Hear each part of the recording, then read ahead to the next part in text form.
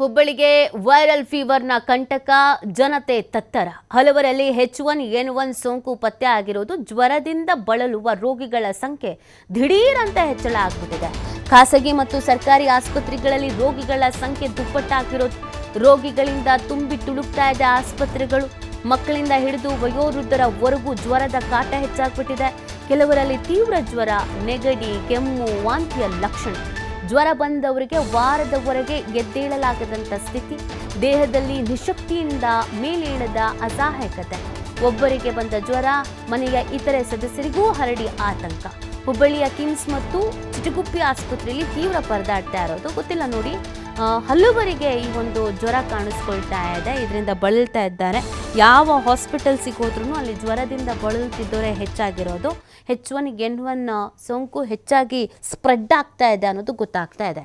ಹುಬ್ಬಳ್ಳಿಯ ಕಿಮ್ಸ್ ಮತ್ತು ಚಿಟಗುಪ್ಪಿ ಆಸ್ಪತ್ರೆಯಲ್ಲಿ ತೀವ್ರ ಪರದಾಡ್ತಾ ಇರುವಂಥದ್ದು ರೋಗಿಗಳು.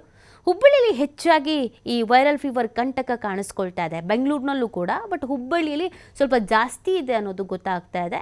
H1N1 ಸೋಂಕು ಪತ್ತೆ ಪ್ರಕರಣಗಳು ಹೆಚ್ಚಾಗಿರೋದ್ರಿಂದ ಜಿಲ್ಲಾಡಳಿತ ಕೂಡ ಅಲರ್ಟ್ ಆಗ್ತಾ ಇದೆ.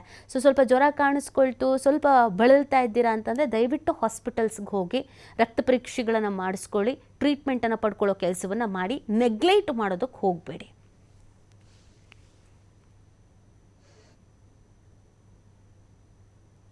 ಈ ಪ್ರಮಾಣ ಪೇಷಂಟ್ಗೆ ಕೆಮ್ಮು, ನೆಗಡಿ, ಜ್ವರದ ಪ್ರಮಾಣ ಜಾಸ್ತಿ ಆಗಿದೆ. ಈ ಸೀಸನ್ನಲ್ಲಿ ಇದು ಇರೋದು ಸಾಮಾನ್ಯ. ಆದರೆ ಹೋದ ವರ್ಷಕ್ಕೆ ಕಂಪೇರ್ ಮಾಡಿದರೆ ಒಂದು 10% ಜಾಸ್ತಿ ಆಗಿದೆ ಆಸ್ಪತ್ರೆ OPD ವಿಭಾಗಕ್ಕೆ ಬರುವ ರೋಗಿಗಳ ಸಂಖ್ಯೆ. ಜನರು ಆತಂಕ ಪಡುವ ಅಗತ್ಯ ಏನಿಲ್ಲ. ಇದಕ್ಕೆ ಸರಿಯಾದ ಎಚ್ಚರಿಕೆ ತಗೊಂಡ್ರೆ ಇದು ಜಾಸ್ತಿ ಆಗದಂತೆ ನೋಡ್ಬೋದು. H1N1 ಲಂಗ್ ಇನ್ಫೆಕ್ಷನ್ ಪ್ರಮಾಣ ಏನು ಜಾಸ್ತಿ ಆಗಿಲ್ಲ. ಆಸ್ಪತ್ರೆಗೆ ಹೋಸಲ ಎಷ್ಟಿತ್ತೋ ಅಷ್ಟೇ ಇದೆ. ಜುಲೈನಲ್ಲಿ ನಮಗೆ 29 ಕೇಸ್ಗಳನ್ನ ಪರೀಕ್ಷೆ ಕಳಿಸಿದಾಗ 5 ಕೇಸ್ಗಳಲ್ಲಿ ಪಾಸಿಟಿವ್ ಇದೆ. ಆಗಸ್ಟಲ್ಲಿ 39 ಕೇಸಲ್ಲಿ 9 ಕೇಸ್ ಪಾಸಿಟಿವ್ ಇದೆ.